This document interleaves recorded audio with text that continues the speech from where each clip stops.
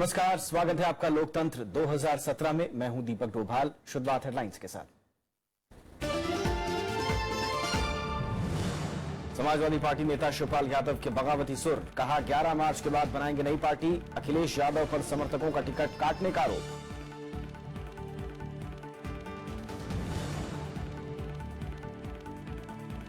मनोहर पर्रिकर को गोवा वापसी से परहेज नहीं, कहा पार्टी के हर आदेश पर करेंगे अमल। क्षेत्रीय दलों ने बढ़ाई राष्ट्रीय दलों की मुश्किलें।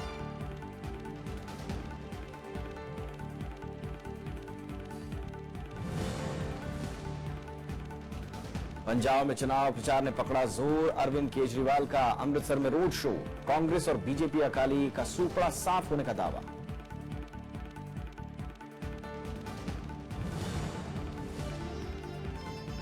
उत्तराखंड में नामांकन पत्रों की जांच के बाद मैदान में 687 उम्मीदवार, 35 पर्चे निरस्त। कांग्रेस और बीजेपी का बहुमत का दावा।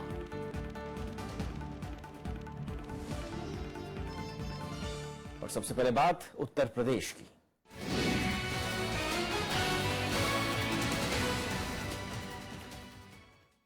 शिवपाल सिंह यादव ने एटा की जसवंत नगर सीट से आज बतौर समाजवादी पार्टी उम्मीदवार अपना पर्चा दाखिल कर दिया।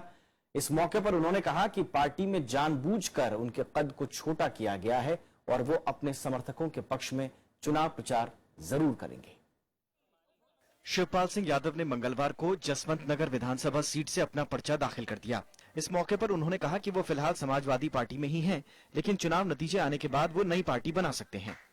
और आप देख लेना 11 मार्च का रिजल्ट, और 11 मार्च रिजल्ट आने के बाद मैंने कहा तुम जिता लो, सरकार बना लो, हम पार्टी बनाएंगे 11 मार्च के बाद। शिवपाल सिंह यादव ने आरोप लगाया कि पार्टी में उनके समर्थकों के टिकट जानबूझकर काटे गए हैं। उन्होंने दावा किया कि अगर पार्टी टिकट नहीं मिलता तो वो निर्दलीय चुनाव लड़ते। टिकट भी दे दिया है मुझे, ए फार्म बी फार्म भी दे दिया है, कृपा हो गई, नहीं तो हो सकता था निर्दलीय लड़ना पड़ता। निर्दलीय लड़ना हम तो तैयार थे। अब जब क्षेत्र में निकले तो हमारे क्षेत्र के लोगों ने कहा लड़ना है। शिवपाल सिंह यादव ने कहा कि वो चौथे और पांचवें चरण में अपने समर्थक उम्मीदवारों का प्रचार करेंगे। हालांकि उन्होंने आरएलडी और कांग्रेस के टिकट पर लड़ रहे उम्मीदवारों का प्रचार करने से इनकार कर दिया। Bureau report, Rajya Sabha TV. Uttar Pradesh के मुख्यमंत्री अखिलेश यादव ने आज एटा, अलीगढ़ और हाथरस में 6 जनसभाओं को संबोधित किया। एटा जिले के जलेसर में मुख्यमंत्री ने कहा कि समाजवादी पार्टी सभी को साथ लेकर चलती है। अखिलेश ने दावा किया कि उन्हें उत्तर प्रदेश के सभी वर्गों का समर्थन मिल रहा है। जलेसर में मुख्यमंत्री अखिलेश यादव ने कहा कि यूपी का चुनाव देश का भविष्य तय करेगा। अच्छे दिन और नोटबंदी पर केंद्र सरकार को घेरते हुए मुख्यमंत्री ने कहा कि बीजेपी ने देश की अर्थव्यवस्था को चौपट कर दिया है। लाइन में लग करके लोगों की जान तक चली गई। मैं पूछना चाहता हूँ, उस काले धन का आंकड़ा कौन देगा? कोई आंकड़ा दे सकता हो तो बता दे हमें काले धन का। हमारे गरीब और हम लोग तो जानते ही नहीं कभी कभी कि काला क्या है, सफेद क्या है। हमारे गरीब ने, मजदूर ने, किसान ने कमाया और बैंक में रख दिया, और ये समझता है कि अगर हमने बैंक में रख दिया तो हमारा पैसा सुरक्षित भी है और ये सफेद पैसा है। लेकिन बीजेपी के लोग कहते हैं कि नहीं, जो कुछ पैसा है वो काला है। उन्होंने कहा कि समाजवादी पार्टी ने खुशहाली का रास्ता दिखाया है और उनकी विचारधारा सभी वर्गों को साथ लेकर चलने की है। मुख्यमंत्री ने दावा किया कि उनकी सरकार ने यूपी को नई दिशा दी है और इसलिए लोग उन्हें वोट देंगे। पहले तो हम ही और आप चर्चा कर रहे थे, गली मोहल्ले में चर्चा चल रही थी कि हाँ समाजवादी पार्टी का काम अच्छा है, सही दिशा में ले आ रही है समाजवादी पार्टी। लेकिन अब तो जितने भी सर्वे आ रहे हैं और जितने भी टीवी हैं, अब तो सब बोल रहे हैं कि अगर कोई सरकार उत्तर प्रदेश में बनने जा रही है तो साइकिल और हाथ के साथ बनने जा रही है। अखिलेश ने लोगों से कहा कि वो सभी दलों के काम का आकलन करके ही वोट दें। मुलायम सिंह की नाराजगी पर उन्होंने कहा कि प्रदेश में समाजवादी पार्टी और कांग्रेस की सरकार बनने पर नेताजी को सबसे ज्यादा खुशी होगी और उनका सम्मान बढ़ेगा। Bureau report, Rajya Sabha TV. Uttar Pradesh में बीजेपी के प्रदेश अध्यक्ष केशव प्रसाद मौर्य ने दावा किया है कि उनकी पार्टी राज्य में 300 से ज्यादा सीटें जीतेगी। उनसे दिल्ली में बात की हमारे संवाददाता नव विक्रम सिंह ने और जानना चाहा कि क्या है पार्टी की रणनीति और प्रदेश के चुनावी मुद्दे।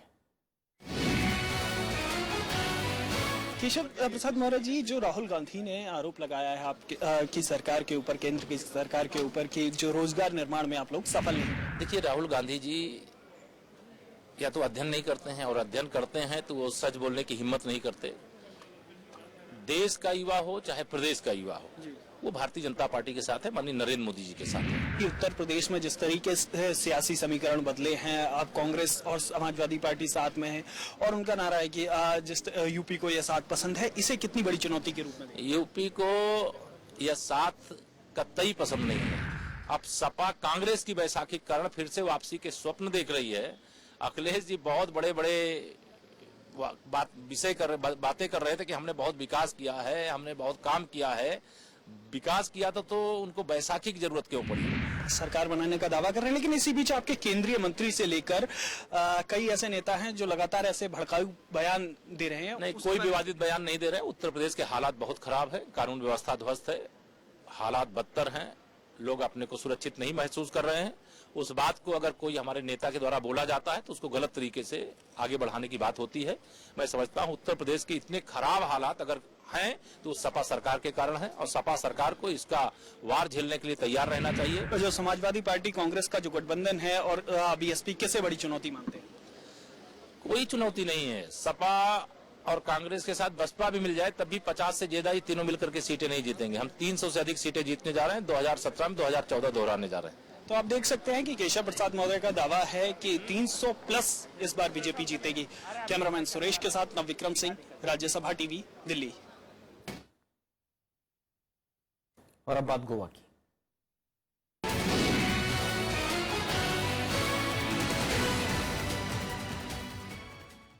रक्षा मंत्री मनोहर पर्रिकर ने कहा है कि अगर पार्टी चाहेगी तो वो दोबारा गोवा के मुख्यमंत्री बन सकते हैं। पणजी में रक्षा मंत्री ने कहा कि राज्य में शराब की दुकानों को हटाने के सुप्रीम कोर्ट के फैसले के खिलाफ चुनाव के बाद सरकार अपील कर सकती है। उन्होंने राज्य में कसीनो को बढ़ावा देने का कांग्रेस का आरोप को नकारते हुए कहा कि लाइसेंस कांग्रेस के राज में जारी हुए हैं।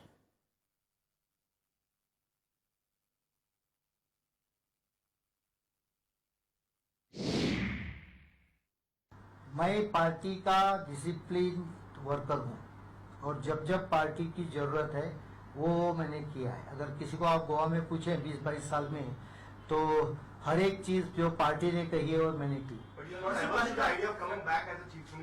जो पार्टी चाहेगी वो मैं करने के लिए कभी भी तैयार हूँ। गोवा विधानसभा चुनाव में बीजेपी और कांग्रेस जैसी परंपरागत प्रतिद्वंदी दलों के अलावा इस बार छोटे स्थानीय दलों की मौजूदगी ने मुकाबले को दिलचस्प बना दिया है। इन दलों की भूमिका अपनी जीत से ज्यादा विरोधी दलों के वोट में सेंध लगाकर हार जीत तय करने में अहम है। सुभाष वेलिंगर गोवा में आरएसएस का अहम चेहरा हैं, लेकिन मौजूदा चुनाव में उन्होंने बीजेपी से अलग होकर गोवा सुरक्षा मंच नाम की पार्टी बनाकर मीडिया की सुर्खियां बटोरी। गोवा अस्मिता और गोवा की जनता के सही प्रतिनिधित्व का दावा करके इस बार कई स्थानीय राजनीतिक दल चुनाव मैदान में हैं। इन दलों की मौजूदगी बीजेपी और कांग्रेस जैसे बड़े दलों के लिए परेशानियां पैदा कर सकती है। इनमें से ज्यादातर छोटे दल जीत की स्थिति में नहीं है, लेकिन बड़े दलों की हार जीत का समीकरण बिगाड़ने का मादा जरूर रखते हैं। अभी जो सरकारी है वो सरकार गोवा बर्बाद कर रहा है। इसलिए जो हम एक्सप्लेन जो सब अभी गोवा का लोग है वो हमारा पार्टी हम गोवा संभालेंगे, हम गोवा आगे लेंगे। 5 मतदार संघ हमने लिए हैं अभी गोवा सुरक्षा मंच ने। 5 मतदार संघ में हम चुन के आएंगे ऐसा लगता है। और महाराष्ट्रवादी गोमंतक पक्ष और हम साथ में मिलकर कम से कम 22 मतदार संघों के विधायक ये चुन के आएंगे, ऐसा कॉन्फिडेंस हम सबको है। गोवा में कांग्रेस और बीजेपी जैसे राष्ट्रीय दलों के मजबूत होने से पहले स्थानीय महाराष्ट्रवादी गोमांतक पार्टी यानी एमजीपी ने 17 साल प्रदेश में शासन किया। बीते सालों में एमजीपी का वजूद कमजोर हुआ है, लेकिन हर विधानसभा सीट पर अब भी एमजीपी की उपस्थिति है। गोवा में स्थानीय दलों की लंबी फहरिस्त है। इसमें MGP, Goa forward party, Goa Praja party, Goa Vikas party, united Goans development party प्रमुख हैं। यहाँ की सरकार के खिलाफ एक माहौल बना है। दुर्भाग्य से वो सरकार बीजेपी की है।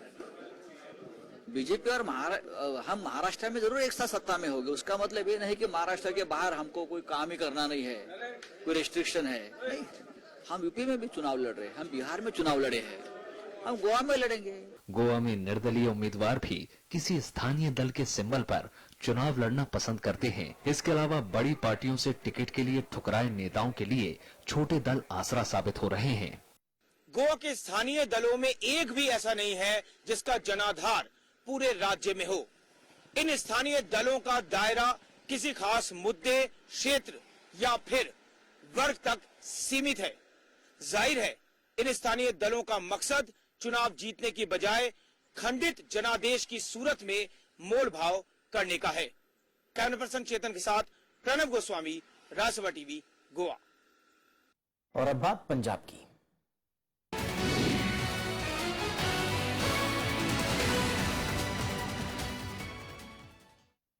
आम आदमी पार्टी के संयोजक और दिल्ली के मुख्यमंत्री अरविंद केजरीवाल ने पंजाब के अमृतसर में कांग्रेस और शिरोमणि अकाली दल को जमकर ललकारा। केजरीवाल ने दावा किया कि इस चुनाव में राज्य से इन पार्टियों का सफाया हो जाएगा। पंजाब के अमृतसर में मंगलवार को रोड शो के दौरान केजरीवाल ने कांग्रेस और शिरोमणि अकाली दल के खिलाफ मोर्चा खोल दिया। केजरीवाल ने कहा कि कैप्टन अमरिंदर एनआरआई को आतंकवादी कहते हैं, इसलिए जनता उनके खिलाफ है। केजरीवाल ने पंजाब की बदहाली के लिए बादल परिवार को जिम्मेदार बताया। कैप्टन ने धमकी दी है, हमारे जितने पंजाब के एनआरआई दूसरे देशों में गए हुए हैं, कैप्टन ने धमकी दी है कि वो एनआरआई सारे वापस चले जाए। सुखबीर बादल ने धमकी दी है कि सारे एनआरआई आतंकवादी हैं। केजरीवाल ने अमृतसर साउथ, अमृतसर ईस्ट और सेंट्रल अमृतसर के उम्मीदवारों के साथ रैली की। अमृतसर साउथ से पार्टी ने इंदरबीर सिंह निज्जर को टिकट दिया है, जिन्हें कांग्रेस के इंदरबीर गुलरिया और अकाली दल के गुरप्रताप सिंह टिक्का टक्कर दे रहे हैं। 2012 में अकाली दल से इंदरबीर सिंह गुलरिया ने चुनाव जीता था। वहीं अमृतसर ईस्ट से आम आदमी पार्टी के सरबजोत सिंह, कांग्रेस से नवजोत सिंह सिद्धू और बीजेपी से राजेश हन्नी के बीच कड़ा मुकाबला है। साल 2012 में सिद्धू ने बीजेपी की टिकट पर सीट जीती थी। वहीं अमृतसर सेंट्रल से आम आदमी पार्टी के अजय गुप्ता का मुकाबला बीजेपी से तरुण चुग और कांग्रेस से ओम प्रकाश सोनी से है। 2012 में कांग्रेस के ओम प्रकाश ने सीट हासिल की थी। तीनों सीटों पर दल बदल के बाद मुकाबला कड़ा है। जब दिल्ली में इतना कुछ किया तो ये पंजाब में तो करेंगे। जितने आदमी इनके साथ में हैं, भगवान करे जीते, जरूर जीतेंगे। हमें यही विश्वास है कि केजरीवाल की सरकार यहाँ पे आएगी तो यहाँ पे सारा रोजगार दोबारा से शुरू होगा। राज्य में कई सीटों पर बीजेपी, अकाली, आम आदमी पार्टी और कांग्रेस के बीच त्रिकोणीय मुकाबला देखने को मिल रहा है। 4 फरवरी को पंजाब विधानसभा में मतदान होना है। बेशक अमृतसर की भीड़ को देखकर केजरीवाल ने दावा ठोक दिया हो कि उनकी सरकार बन गई है, लेकिन ये राह उतनी भी आसान नहीं, क्योंकि अगर अन्य दलों को अपनी विरासत बचानी है तो केजरीवाल को विरासत बनानी भी है। कैमरा पर्सन मनोज के साथ अनु दीवान, राज्यसभा टीवी, अमृतसर। और अनु दीवान इस वक्त अमृतसर से हमारे साथ जुड़ चुके हमारी संवाददाता। अनु, अमृतसर की अगर बात करें तो सबसे ज्यादा जो जिस सीट पर सबकी नजर है वो है सिद्धू की सीट अमृतसर ईस्ट पर। आम आदमी पार्टी यहां पर सिद्धू को कितनी बड़ी चुनौती देती हुई दिख रही है?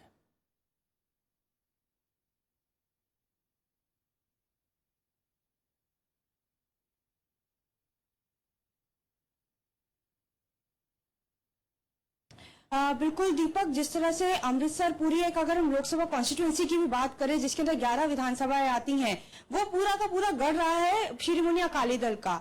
लेकिन जब सिद्धू ने दल बदल के कांग्रेस से सीट ली है, और पहले भी जब सिद्धू ने चुनाव लड़ा था तो उनके पास बहुत कम वक्त था, यानी कि उनको ज्यादा समय नहीं दिया गया था कैंपेनिंग के लिए। इस वक्त भी अगर हम लोगों से बात करते हैं, सिद्धू का यहाँ पे नाम तो है, और अगर हम बात करें तो यहाँ पे कांग्रेस और आम आदमी पार्टी के बीच में कड़ा मुकाबला है।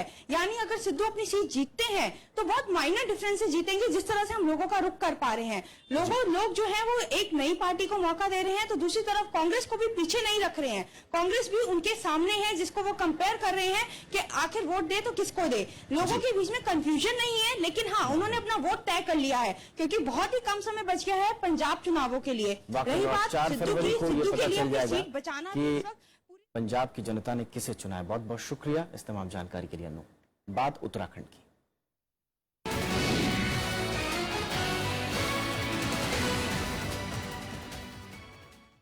उत्तराखंड में नामांकन पत्रों की जांच के बाद अब मैदान में 687 उम्मीदवार रह गए हैं।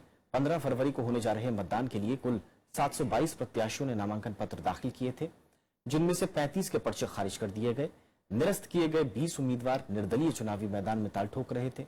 नामांकन पत्रों की जांच के बाद सबसे ज्यादा 20 प्रत्याशी देहरादून की धर्मपुर सीट पर चुनाव लड़ रहे हैं, जबकि सबसे कम 4 प्रत्याशी चक्राता, पुरोला, जागेश्वर और चंपावत में चुनावी मैदान में हैं। उत्तराखंड में बीजेपी के प्रदेश अध्यक्ष अजय भट्ट रानीखेत से चुनावी मैदान में हैं। उनके मुकाबले में कांग्रेस ने अजय महारा को चुनावी मैदान में उतारा है, लेकिन इस बार बीजेपी के बागी प्रमोद नैनवाल भी उनकी मुश्किलें बढ़ाते नजर आ रहे हैं। अजय भट्ट विधानसभा में नेता विपक्ष भी हैं। पार्टी की चुनौतियों और प्राथमिकताओं पर उनसे हमारे संवाददाता दिलीप खान ने बात की।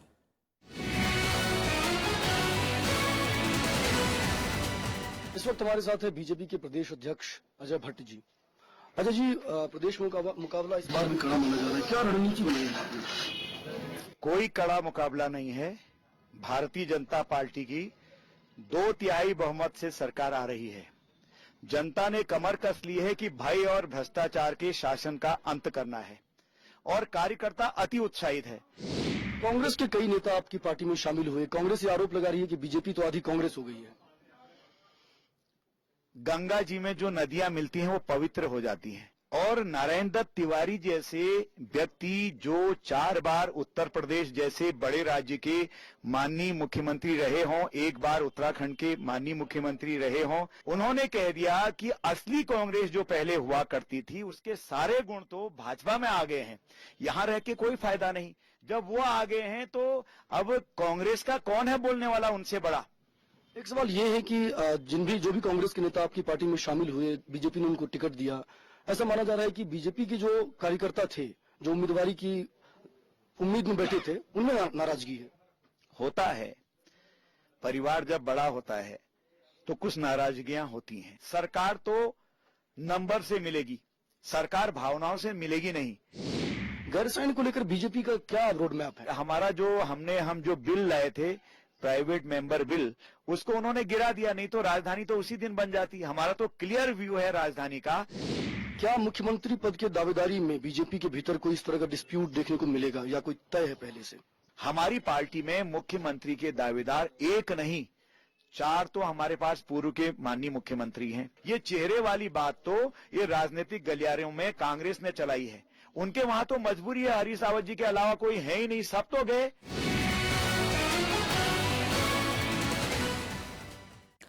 देहरादून उत्तराखंड की राजधानी है। जाहिर है यहां सियासी सरगर्मियां भी उफान पर हैं। हर राजनीतिक दल की कोशिश जिले की ज्यादा से ज्यादा सीटों को जीतना है और अपने यहां का जो आधार है उसको बढ़ाना है। पर मुद्दों को लेकर जनता तमाम सियासतदानों को आईना दिखा रही है।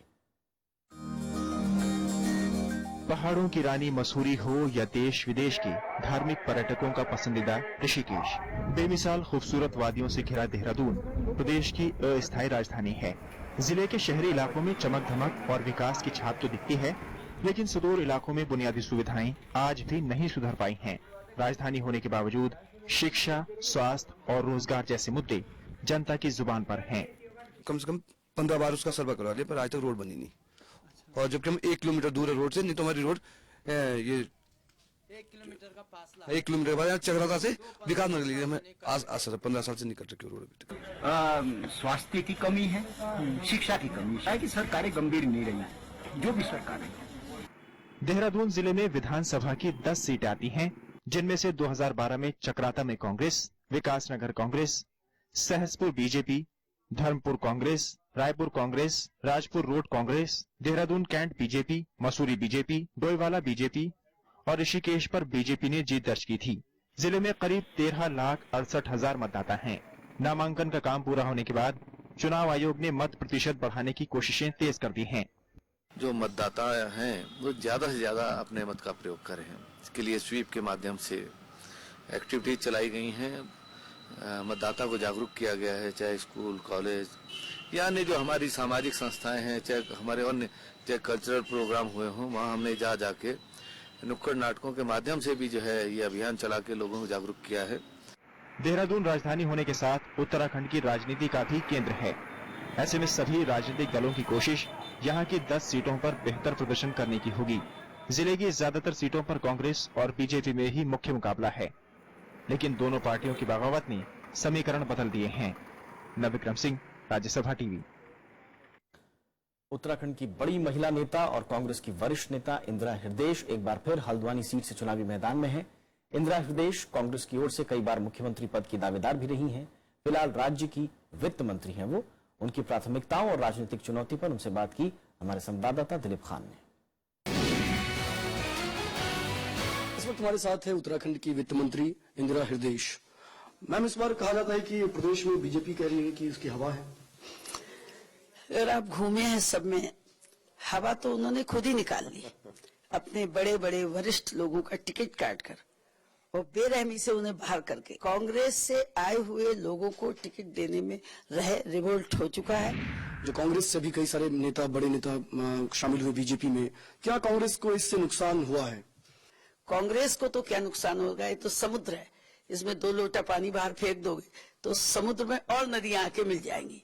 कांग्रेस को कभी, आप लोगों का अगर लंबा जीवन है, मेरा लंबा जीवन है, कांग्रेस में बहुत से गए, हाल ही में यशपाल आर्य गए, मिनिस्टर रहे, महत्वपूर्ण रहे, अध्यक्ष रहे, विधानसभा अध्यक्ष रहे और छोड़कर चले गए। तो अब जनता उनका हिसाब कर रही है। जहां हम कमजोर थे वहां मजबूत हो गए अपने आप। 100% कांग्रेस की सरकार आ रही है। हल्द्वानी सीट को लेकर आपका क्या आकलन है?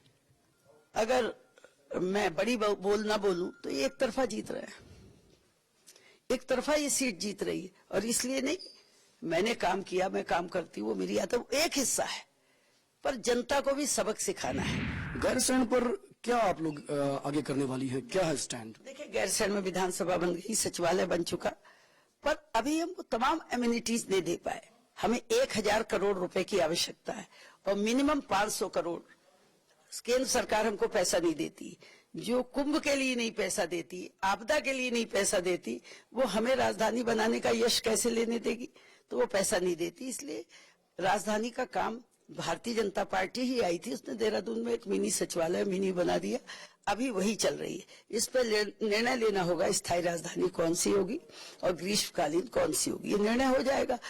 इतना पैसा हम लोगों के पास नहीं है। और अब बात मणिपुर की।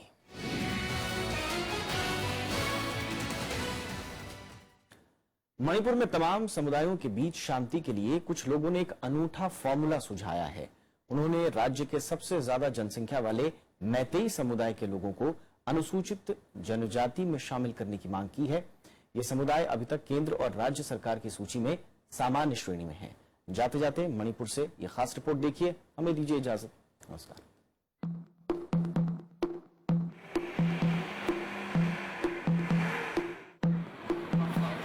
मणिपुर के बहुसंख्यक मैतेई समुदाय पर हर राजनीतिक दल की नजर रहती है।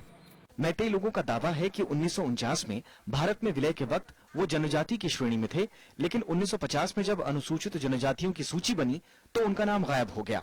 मैतेई खुद को मणिपुर का मूल निवासी मानते हैं। इनका आरोप है कि उन्हीं के जैसे नगा और कुकी समुदायों को अनुसूचित जनजाति का दर्जा दे दिया गया। When Manipur was merged with India, although the Meiteis were included as a tribal community as per the government records, they were somehow not included in the list of scheduled tribes in 1950. So therefore there has been a political divide between the Meiteis and the Hill Brethren in Manipur as such. Meitei लोगों का मानना है कि अनुसूचित जनजाति में आने से कुकी, नगा और मैतेई एक श्रेणी में आ जाएंगे और टकराव खत्म हो जाएगा। One hope is that if Meiteis are included in scheduled tribe list, all will be treated as equal, and then a cohesive and harmonious society based on social ethnic equality and equal respect for all indigenous communities of Manipur will be ushered in. Meitei लोग मणिपुर में किए गए विभाजन को बनावटी मानते हैं और झगड़े को सियासी। What is your relationship with Koki community? Yeah, very good. But some external forces try to separate us. But among the people, among the civil societies, we have good relationship and we live here coexistently. Meitei लोग कई बार केंद्र और राज्य सरकार को लिख चुके हैं। केंद्र का कहना है कि जब तक राज्य उन्हें जनजाति सूची में नहीं डालता, तब तक राष्ट्रीय सूची का आधार नहीं बन सकता। मैतेई लोग ज्यादातर घाटी इलाकों में रहते हैं, जो कुल क्षेत्रफल का महज 10% है। पहाड़ी इलाकों में कुकी और नगा लोग रहते हैं। मैतेई लोगों की शिकायत है कि उनकी जमीन तो कोई भी खरीद सकता है, पर मैतेई पहाड़ों में जमीन नहीं ले सकते। उन्हें ये भी आशंका है कि म्यांमार और भारत के बीच व्यापार बढ़ने से उनकी जमीनों पर भी दबाव बढ़ेगा। इस तरह का आंदोलन चलाने वाले मैतेई समुदाय के लोगों का कहना है कि वे देश भर के सामान्य वर्ग के अन्य जातियों के साथ मुकाबला नहीं कर सकते, क्योंकि वे इनसे काफी पिछड़े हैं। अनुसूचित जनजाति में डालने से मणिपुर के अन्य जनजातियों के समरूप वे हो जाएंगे और जनजातियों के बीच जो प्रतिस्पर्धा चलती है, जो अन्यमनस्कता की स्थिति रहती है, वह भी दूर होगी और मणिपुर की शांति में यह सहायक होगी। राज्यसभा टेलीविजन के लिए कैमरा पर्सन सुधांशु के साथ मणिपुर के इम्फाल से अखिलेश सुमन।